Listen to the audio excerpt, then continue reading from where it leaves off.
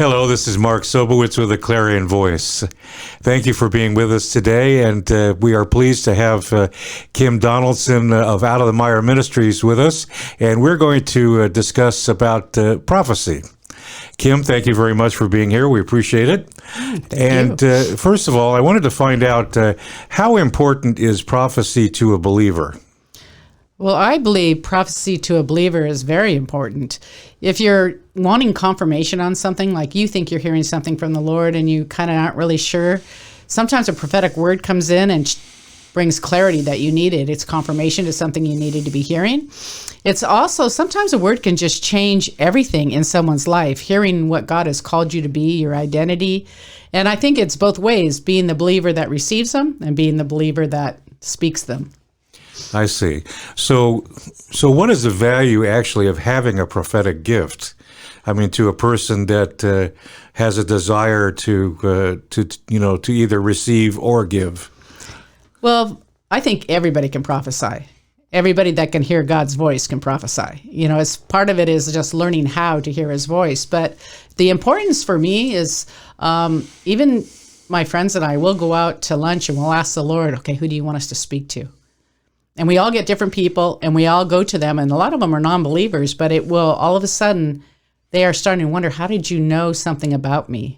And it stirs conversation for salvation if you want to say, the marketplace or outside of the church. And then in the church, I think people want to know that God knows and sees them. And so sometimes the Lord gives you a specific word about somebody and all of a sudden they realize, wow, God knows me. So how would you teach a person who is interested in getting the prophetic gift? How would you teach them or train them to be able to receive that? What's involved? Well, part of it is in our training of people to hear God's voice. God uses our imagination. He's given us an imagination that He will give you visions in. So if I said to you, Mark,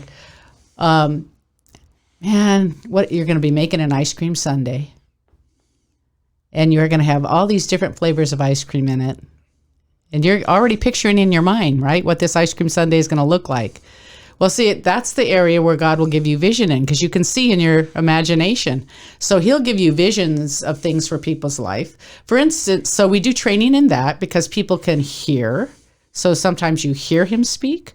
Sometimes you see visions, or sometimes you sense, like you just have a knowing.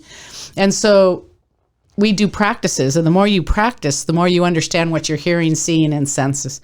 So sometimes I get people in, circles, an outer circle or an inner circle, and the outer circle has to speak to the inner circle. And I want you to speak the first thing that comes, because if you start second guessing it, then you get yourself involved.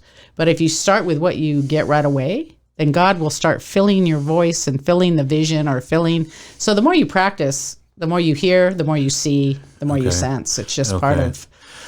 When a person is giving prophecy to another person, like you were mentioning in the restaurant, for example, do the people that receive the gifts, do they take it seriously, or do they sort of poo-poo, especially if they were like non-believers?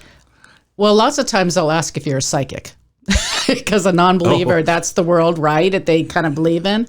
And I'll say, no, I'm a Jesus follower. And He speaks to His people because He loves you. And He wanted you to know something, that He's paying attention. And He's calling and wooing you into knowing Him. And most of the time, they don't ever poo-poo it. Because the one I was at, I guess the last one I did, the friend was a believer. And the friend's all, I told you. She was encouraging what was being said. So that was kind of fun. Okay. Okay. I'm interested in that because, a lot of people respond to prophecy and say, nah,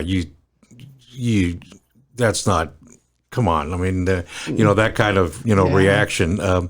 So I was wondering, I have been reading in recent years about end times prophecy. Sure. And the one thing that strikes me is the fact that the United States is not mentioned, to my knowledge, anywhere in end times prophecy. So how do you account for that? I mean, is there something behind that from a prophetic standpoint as to why the United States, wouldn't be mentioned? Do you think? Well, I think I'm not fully sure of why the United States isn't mentioned, but the world is mentioned and believers are mentioned. And so, there's details for me that we can get caught up in that can kind of take us away from hearing and being close to God if we start trying to decipher all this country, that country. We have to be careful kind of that, because some things are very much pictures, or how when he does parables, it's all done in a story that you have to hear what God's saying in it. And our end time prophecy, I think there's a lot of revelation that's that way. So we have to be careful of not, misinterpreting maybe what's being said, and really be paying attention to what he is currently saying. I think for me anyways, I'm more excited about my relationship with God and the intimacy with him than I am what is going to come, because I feel like if I'm in a place of being intimate with him, the Holy Spirit's going to tell me what I need to do or not need to do. But I do believe there is a move through the United States that's going to come, that's going to be magnificent, even though things look a little different right at the moment. Right, exactly. Within Out of the Mire Ministries, are you doing specific things as far as training up people to gain this, this gift of prophecy? We do a few things. We have training on our Monday night at the Hub sometimes, where we'll do prophetic things and pull people up and do training where, we'll have people line up and you have to close your eyes. You don't know who's in front of you, and, you start hearing the Lord that way. We also do prophetic words every Thursday morning. We have people come in through our website that want prophetic words, and they're from all over the world. So we have prophesied. What we do there is we don't even know them. We know their name and maybe what country they're from. And we send a recording via email to them of all the people that are in my team that prophesy. And there's probably about 5 or 6 of us, and it's amazing the theme, because we don't talk to each other before we give our words. And it's really been fun watching and the response. People email back, but we have, Afghanistan, Pakistan, India, Africa, New Zealand, all over the world. I don't know how they find us. I'm not sure of that. But it's been exciting. And the team, because some people will be new kind of coming into the team, and we have them just sit, and kind of hear. And then later they talk about what they got. They didn't necessarily speak yet, but they're starting to understand the flow. And when we do, might have 5 to 10 words, you're that quick at changing. Like, we got this person done, now we're going on to the next person. So it's amazing how quick God will speak. It's beautiful to see how he loves his people. And one thing we really pray about is that we would speak to them how the Father would speak to them, so they would have ears to hear what he's saying. I see. Now, are you reaching out to local churches in the area to sort of spread that message about prophetic gifts, as far as teaching other churches about that?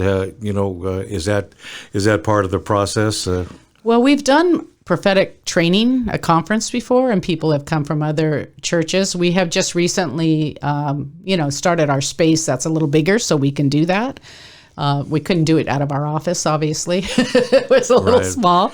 But now that we have the other space, we can start having more training and more, and invite anybody that's interested in coming. Absolutely. Okay. Is there something that you would like to encourage people about the prophetic gifts that you can, encourage somebody that can reach you through the Facebook page of Out of the Mire Ministries, right? Or our web page. If you go to our webpage and you go to the prophetic area, I believe my Out of the Mire email is on there under who I am, and they can send me messages if they'd like to. I believe that everybody should prophesy. We have people want to hear what God thinks about them. And people in the world that don't know God they want to know there's a God and that he thinks about them. Okay. So I believe right now if ever there's an important time, even when you're standing in the grocery line, sometimes it's just an encouraging word. And they needed that for the day. And part of listening to the first thing he says, sometimes it sounds weird. And when you say it, it means volumes to the person that you said it to.